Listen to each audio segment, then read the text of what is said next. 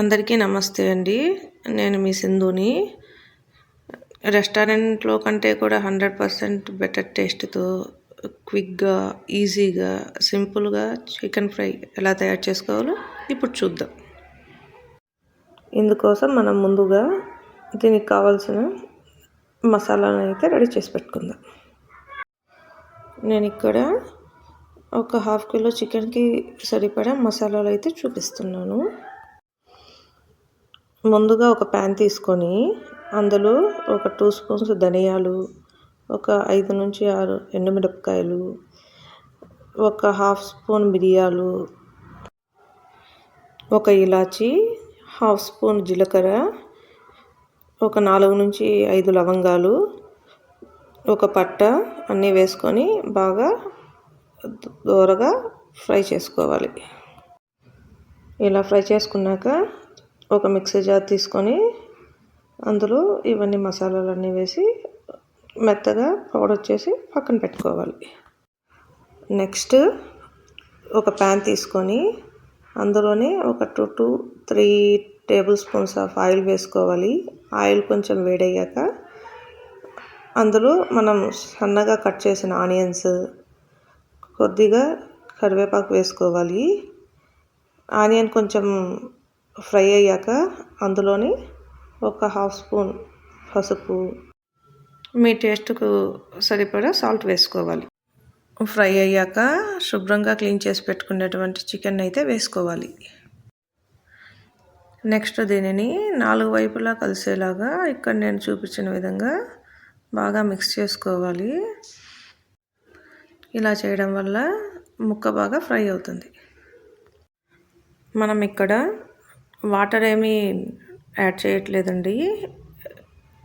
మనకు ముక్క మొత్తం ఇక్కడ చికెన్లో వచ్చే వాటర్తోనే బాయిల్డ్ అయిపోవాలి. అందువల్ల మంటని ఇలా మీడియం ఫ్లేమ్లో ఉంచి స్లోగా కుక్ చేసుకోవాలి.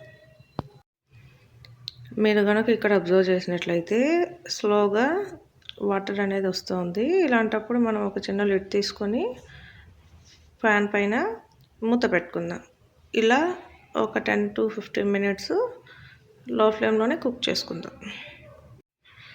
ఒక 10 మినిట్స్ అయ్యాక లిడ్ ఓపెన్ చేసి చూస్తే మనకి ఇలా వాటర్ అనేది వచ్చింటుంది. వాటర్లోనే చికెన్ బాగా మెత్తగా బాయిల్డ్ అయి ఉంటుందండి. ఇలాంటి స్టేజ్లో మనం ఒక 1 spoon ginger garlic paste add చేసుకొని బాగా మిక్స్ చేసుకోవాలి.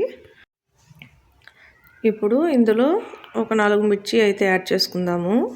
యాడ్ చేసుకొని ఇక్కడ నేను చూపించిన విధంగా బాగా ఫ్రై చేసుకోండి.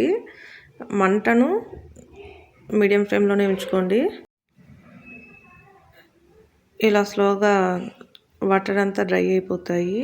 ఇక్కడ మనం చూపించినట్లు ఆయిల్ అంతా బబుల్స్ లాగా వస్తుంటాయి. ఇలాంటి స్టేజ్లో మనము ముందుగానే ప్రిపేర్ చేసి పెట్టుకునేటువంటి మసాలా పౌడర్ని కొద్దిగా యాడ్ చేసి మిక్స్ చేయండి.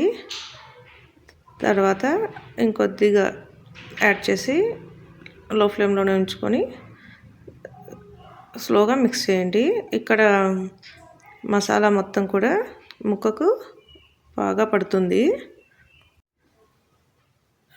నెక్స్ట్ ఇందులోనే ధనియా పౌడర్ కొద్దిగా వేసి ఒక 5 మినిట్స్ లో ఫ్లేమ్లోనే కుక్ చేసి గార్నిషింగ్ కోసం కొత్తిమీర యాడ్ చేసుకోండి.